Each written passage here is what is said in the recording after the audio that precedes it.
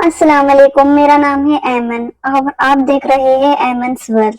तो आप सब देख सकते हैं कि काफी अच्छा मौसम हो रखा है यहाँ पे और काफी अच्छी धूप निकली हुई है।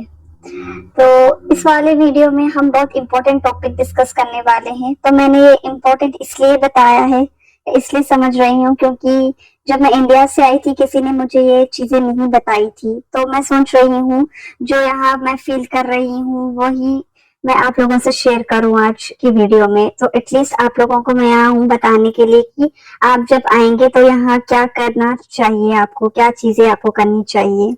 तो ये जो टॉपिक है स्टूडेंट्स के लिए भी होने वाला है, जो इंटरनेशनल स्टूडेंट्स है यहाँ पे पढ़ने के लिए आ रहे हैं या जो भी नर्सेस है और बाकी के जो भी प्रोफेशनल्स है जो यहाँ पे काम करने के लिए भी आ रहे हैं, तो ये टॉपिक उनके लिए बहुत इम्पोर्टेंट होने वाली है। तो हम लोग आज इस टॉपिक में बात करेंगे ड्राइविंग के बारे में, क्योंकि जो भी फीमेल्स यहाँ पे आते हैं इंडिया से या बाकी कोई भी अदर कंट्रीज से, तो यहाँ पे आने के बाद वो बहुत ज्यादा डिफिकल्टीज फेस करती है। क्योंकि जैसे मैं देख रही हूँ जो जो भी एजेंसी स्टाफ है यहाँ काम करते हैं, काम करने जाते हैं या स्टूडेंट्स है, जैसे कि स्टूडेंट्स को तो 20 घंटे का परमिट है पर वीक यहाँ पे। तो जब मैं देखती हूँ कि कोई केयर का काम करते हैं यहाँ पे स्टूडेंट्स, तो खासकर फीमेल स्टूडेंट्स के लिए यहाँ पे सर्दियों में क्या होता है कि दिन में 4 या 5 बजे ही यहाँ पे अंधेरा हो जाता है। तो अगर उनकी शिफ्ट 8 बजे से स्टार्ट होती है तो वो ट्रेन या बस लेके स्टेशन पहुंचते हैं। फिर वहां से उनको कैब बुक करके केयर होम या नर्सिंग होम या हॉस्पिटल जो भी जहाँ पे उनकी शिफ्ट है वहां जाना पड़ता है।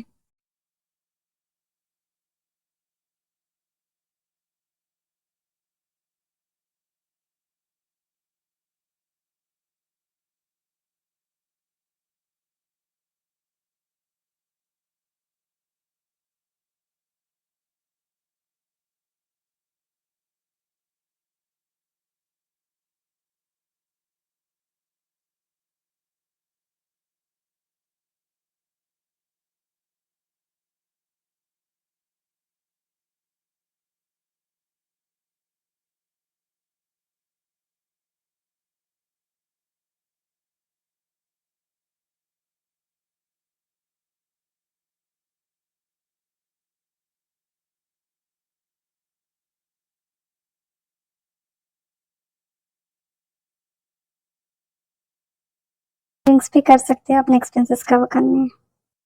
तो जैसे मैंने बताया है कि आपको सिर्फ एक दिन का अप एंड डाउन करने के लिए 20 पाउंड लगेंगे, यानी कि इंडियन करेंसी के 2,000। तो इस तरह से आपका सिर्फ 2,000 रुपये एक दिन का खर्च हो जाएगा पब्लिक ट्रांसपोर्ट में। तो यहाँ पे इतना ज़्यादा को पब्लिक ट्रांसपोर्ट कॉस्टली है। एंड रही बात स्टूडेंट्स की, तो उनको तो सिर्फ 20 आवर्स पर वीक का परमिट है। तो अगर उनको वीक में 2 से 3 शिफ्ट भी मिलती हैं तो 50 से 60 पाउंड तो सिर्फ उनके ट्रांसपोर्ट में लग जाएंगे। तो उनकी सेविंग क्या होगी इसमें। तो ये एक रीज़न है। यहाँ पे मैं आपको अपने पर्सनल एक्सपीरियंस से शेयर कर रही हूँ कि अगर आप ड्राइविंग सीख के आते हैं तो आप अपना टाइम भी सेव कर सकते हैं और अपना खर्चा भी सेव कर सकते हैं। तो ये गलती कभी मत करिए कि अगर आप इंडिया से आ रहे हैं तो प्रिपेयर होके आइए, ड्राइविंग करके ड्राइविंग अच्छी सी ड्राइविंग सीख के आइए और इंटरनेशनल परमिट लेकर आइए, ताकि आपको यहाँ पे खर्चा भी बच जाए और अपना टाइम भी जो है वो सेव हो जाए। और दूसरी बात ये है कि अगर आप यहाँ पे कार लेना चाहते हैं तो वो ज़्यादा महंगी भी नहीं रहेगी। 300 से 400 पाउंड में आपको एक छोटी सी गाड़ी मिल जाएगी और उसका टैक्स जो है आपको सिर्फ 30 पाउंड्स रहेगा ईयर का। एंड इंश्योरेंस जो है 60 पाउंड्स रहेगा मंथली। तो ये बहुत ज़्यादा बेटर लग रहा है मेरे को। जो पब्लिक ट्रांसपोर्ट में जो खर्च हो रहे हैं उससे बेटर ये लग रहा है जो हम एक बार में इन्वेस्ट करके लेते हैं। तो हम हमें कोई तकलीफ भी नहीं होगी जाने आने में। और अगर अंधेरा, अगर ये सर्दियों का मौसम है तो आपको शाम होने पर भी कोई डिफिकल्टी नहीं होगी, आप सेफली अपने कार में जाके आ सकते हैं। वही अगर पब्लिक ट्रांसपोर्ट में जाते हैं तो पब्लिक ट्रांसपोर्ट में कभी कभी ये होता है कि जो है बसेस या ट्रेन डिले हो जाती है या कैंसिल भी हो सकती है, तो बारिश की वजह से, क्योंकि बारिश तो यहाँ पे कभी भी शुरू हो सकती है।